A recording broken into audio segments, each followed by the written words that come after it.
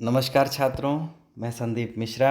आज आप लोगों के लिए कक्षा 11वीं त्रैमासिक परीक्षा जो अभी अभी संपन्न हुई है उसके प्रश्न पत्रों को लेकर के आया हूं। मैं सभी प्रश्नों को बताऊंगा। आप एक तरफ से उन प्रश्नों के उत्तर देख सकते हैं और अगली परीक्षा की तैयारी आप बड़े अच्छे से कर सकते हैं। तो देखिए, सबसे पहला प्रश्न है, उचितम विकल्पम चित्वा लिखत। उचित जो विकल्प है उसे चुन करके हमें लिखना है। सबसे पहला प्रश्न पूछा गया है, राज्ञः द्वारे इत्यस्मिन् पदस्य पूर्णपदम् अस्ति राजद्वारे। दूसरा प्रश्न है, तत्पुरुष समासस्य उदाहरणम् अस्ति विद्यागमः, विद्यायाः आगमः विद्यागमः। इसके बाद है तीसरा प्रश्न, बालमृगेन्द्रम् इत्यस्मिन् पदे समास्तोऽस्ति कर्मधारय समासः। पांचवा प्रश्न है, यद्यस्याः इत्यस्मिन् पदस्य संधिविच्छेदम् अस्ति यदि धन अस्याः यद्यस्याः यणस्वर संधि इसमें होती है। इसके बाद देखिए हम अगले प्रश्न को देखते हैं। देखिए, पांचवा प्रश्न है। पांचवा प्रश्न क्या कह रहा है, मम धन अम्बा इत्यस्य पूर्ण पदम अस्ति।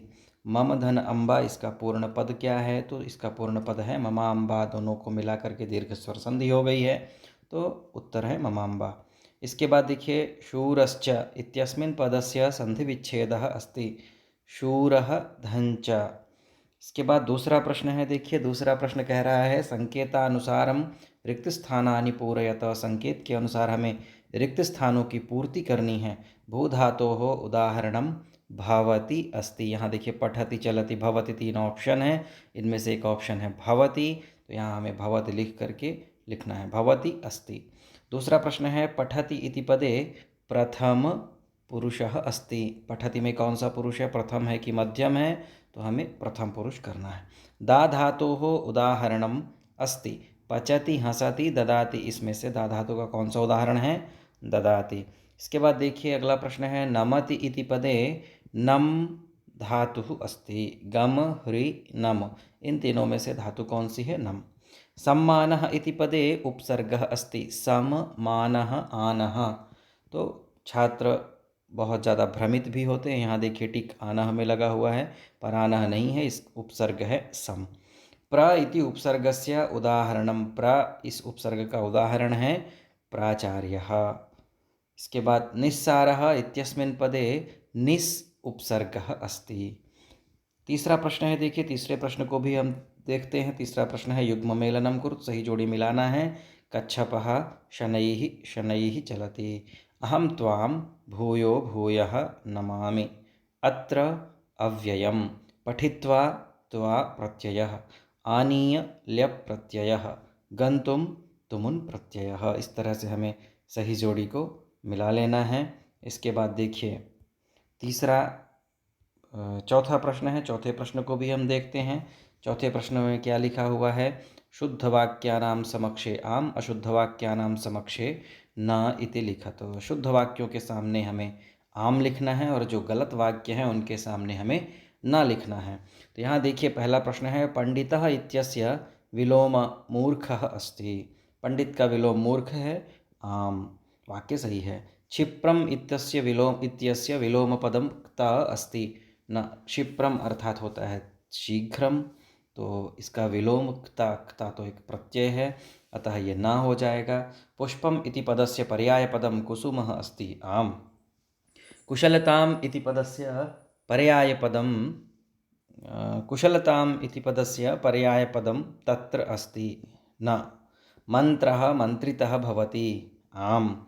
भरतं लक्ष्मणः अपृच्छत, न। भरतं रामः अपृच्छत, तो ये भी वाक्य ना हो जाएगा। बालाय क्रीडनकम रोचते। बालाय, बालक को खिलौना अच्छा लगता है, आम। इस तरह से चौथा प्रश्न पूरा हुआ। इसके बाद हम पांचवें प्रश्न की ओर बढ़ते हैं। पांचवें प्रश्न को देखते हैं। एक तरफ से प्रश्नों को देखेंगे, उनके उत्तरों को हम समझेंगे। यहाँ देखिए, पांचवा प्रश्न है, जटिलम चीर वसनम इत्यस्म, वसनम, वसम लिखा है, वसनम है। जटिलम चीर वसनम इत्यस्मिन् पदे विशेषणम किम लिखत। जटिलम चीर वसनम, इसमें विशेषण कौन सा है? तो विशेषण है जटिलम। मेधावी अमात्यः इत्यस्मिन् पदे विशेषणं किम लिखत। मेधावी अमात्यः, तो इसका विशेषण है मेधावी। श्रुतवन्तः शूराः इत्यस्मिन् पदे विशेष्य पदम किम? तो विशेष्य पद पूछ रहा है, तो विशेष्य पद है शूरा, शूराः। मंत्रितो मंत्रः इति पदे विशेष्य पदम किम लिखत? विशेष्य पद यहाँ है मंत्रः। गणेशं नमः इत्यस्य शुद्धवाक्यं लिखत गणेशाय नमः। गंगा हिमालयेन प्रभवति इत्यस्य शुद्धवाक्यं लिखत गंगा हिमालयात् प्रभवति। अधोलिखितानां प्रश्नानाम् उत्तराणि संस्कृत भाषायां लिखत। नीचे लिखे हुए प्रश्नों को संस्कृत भाषा में हमें लिखना है। कुत्र वासः न कर्तव्यः, तो कैसे लिखना है? यस्मिन् देशे सम्मानः वृत्तिः बान्धवाः विद्यागमः च नास्ति तत्र वासः न कर्तव्यः। इस तरह से हमें इसका उत्तर लिखना है 6वें प्रश्न का। अथवा में पूछा हुआ है जीवलोकस्य षट् सुखानि कानि सन्ति? तो जीवलोकस्य षट् सुखानि अर्थागमः नित्यमरोगिता प्रिया प्रियवादिनी च भार्या वश्यः पुत्रः अर्थकरी विद्या च एतानि षट्सुखानि सन्ति। दूसरा अथवा का उत्तर है। इसके बाद देखिए 7वां प्रश्न है। 7वें प्रश्न में बांधवः कुत्र कुत्र तिष्ठति? बांधव कहाँ कहाँ रहता है? तो बांधवः आतुरे व्यसने दुर्भिक्षे शत्रुसंकटे राजद्वारे श्मशाने च तिष्ठति। अथवा में पूछा है मूर्खः कथम प्रवीणताम याति? तो मूर्ख व्यक्ति किस प्रकार से बुद्धिमान बनता है? तो मूर्खः कथम के स्थान में हो जाएगा सत्सन्निधानेन, विद्वानों के साथ रहने से प्रवीणताम याति। तो क्या लिख देना है? मूर्खः सत्सन्निधानेन प्रवीणताम याति। इस तरह से 7वां प्रश्न भी आपका पूरा हुआ। इसके बाद हम 8वें प्रश्न को देखते हैं। बालः कीदृशं सिंहं शिशुं कर्षति स्म?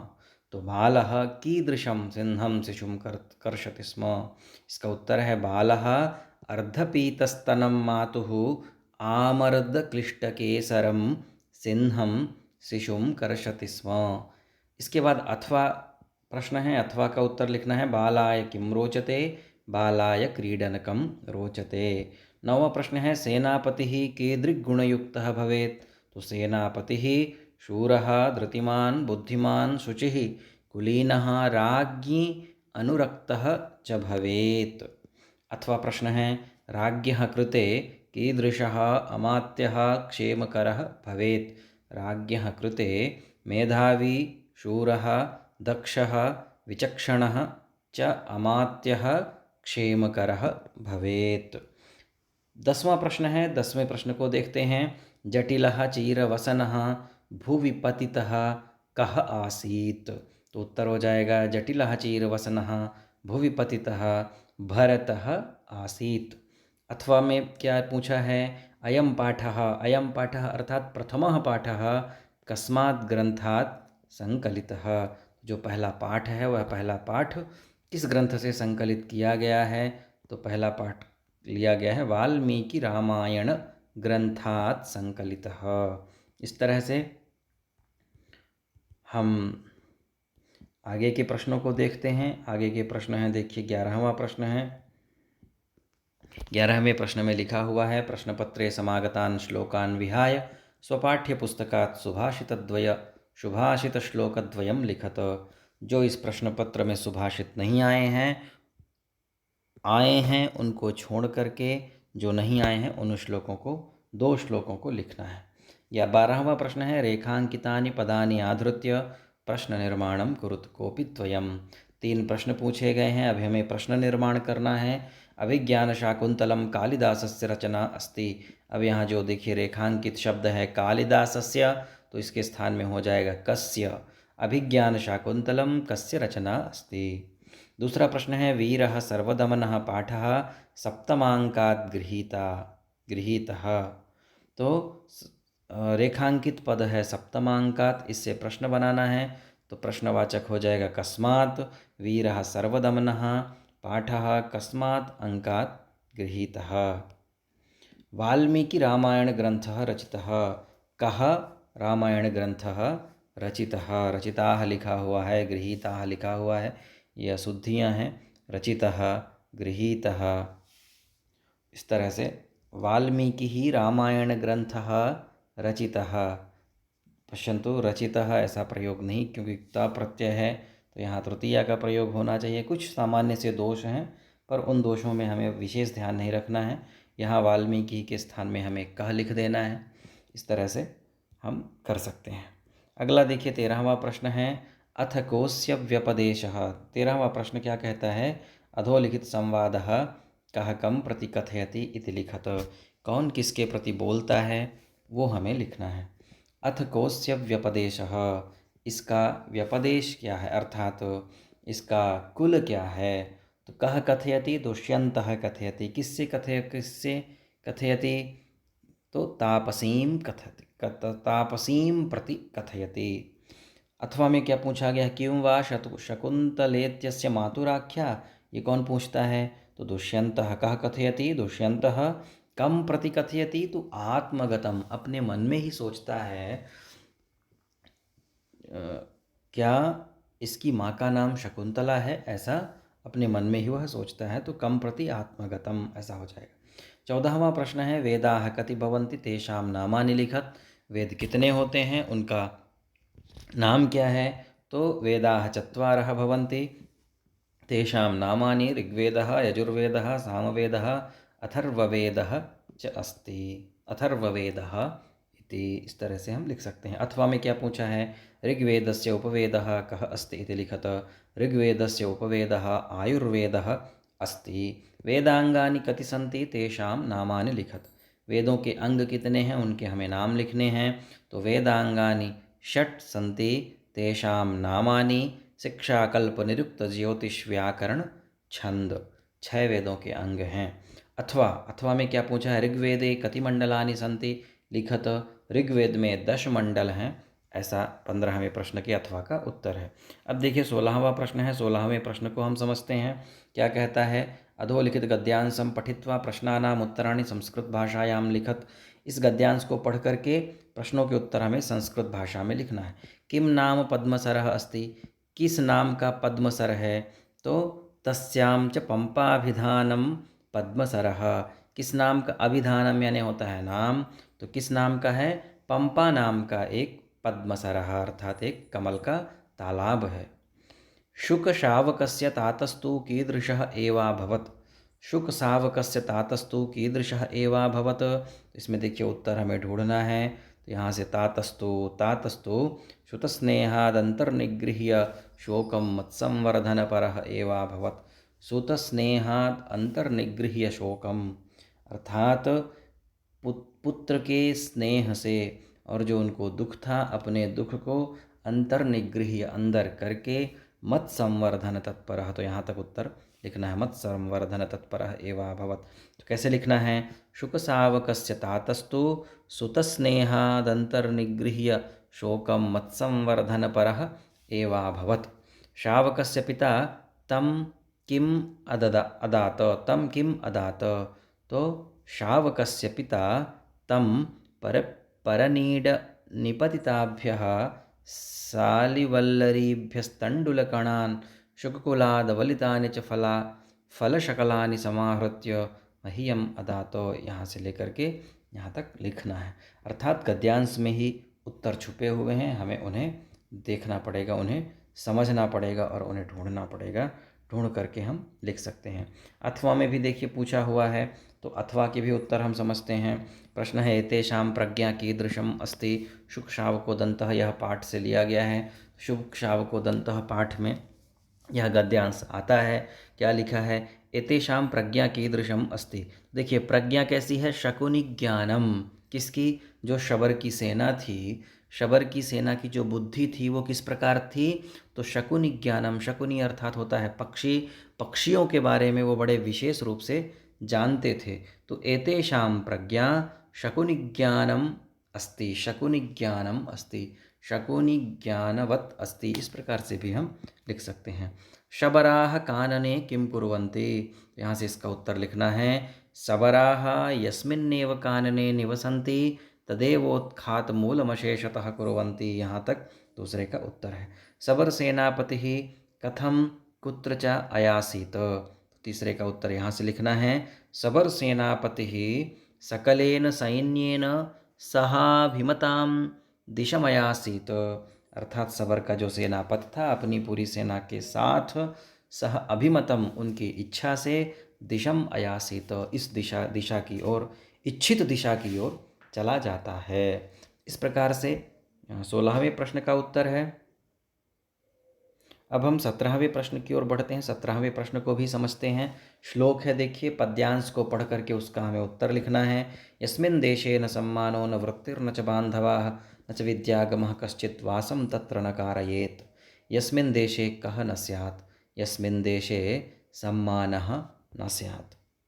कुत्र वासं न कारयेत्, तो यस्मिन् देशे न सम्मानः न वृत्तिः न बान्धवाः न च विद्यागमः कश्चित् तत्र वासं न कारयेत्। पूरा लिखना है। कश्चित् इत्यस्य संधि विच्छेदं कृत्वा लिखत। कः धन चित् कश्चित् विसर्ग संधि। अथवा में पूछा है, देखिए, अथवा की भी हम चर्चा करते हैं। षड् दोषाः पुरुषेणेह हातव्या भूतिमिच्छतः निद्रा तन्द्रा भयं क्रोधो आलस्यं दीर्घसूत्रता। इह पुरुषेण के हातव्याः, तो इह पुरुषेण षड् दोषाः हातव्याः। पुरुषेण के षड् दोषाः हातव्याः, तो कौन से 6 दोषों को समाप्त कर देना चाहिए। तो निद्रा तन्द्रा भयं क्रोध आलस्यम दीर्घ सूत्रता। भयम इत्यस्य विलोम पदम लिखत निर्भयम। भय का विलोम पद है निर्भय। इसके बाद देखिए अगले प्रश्न की ओर हम बढ़ते हैं। 18वां प्रश्न है। 18वें प्रश्न में भी देखिए एक नाट्यांश दिया गया है। उस नाट्यांश को पढ़ करके हमें इसका उत्तर लिखना है। क्या प्रश्न है? केन सर्वदमन इति कृत नामधेयः। तो इसमें जब हम देखेंगे तो देखिए लिखा है खलु ऋषिजनेन सर्वदमन इति कृत नामधेयोऽसि। तो यहाँ से हम लिख देंगे ऋषिजनेन सर्वदमन इति कृत नामधेयः। एषा खलु केशरणी किं करिष्यति। तो एषा खलु केशरणी त्वां लंघयिष्यति। एषा खलु केशरणी त्वां लंघयिष्यति। इतना उत्तर होगा। बालः सस्मितं किं कथयति। तो बालः सस्मितम् अहो बलीयः खलु भीतोऽस्मि। अरे मैं तो बहुत ज़्यादा डर गया, यह बहुत बलवान है और इससे मैं बहुत ज़्यादा डर गया। इस तरह से हमें इसका उत्तर लिखना है। अथवा में देखिए भी फिर से वही गद्यांश है, नाटक का एक गद्यांश है, उससे भी कुछ प्रश्न हैं, उनका उत्तर हमें लिखना है। अस्य मातुः नाम किम। तो अस्य मातुः नाम शकुंतला। तापसी बालम किम प्रेक्षितुम कथयति। तापसी बालम शकुंतलावण्यम प्रेक्षस्व। शकुंतलावण्यम प्रेक्षितुम कथयति। दुष्यन्तः आत्मगतं किं कथयति।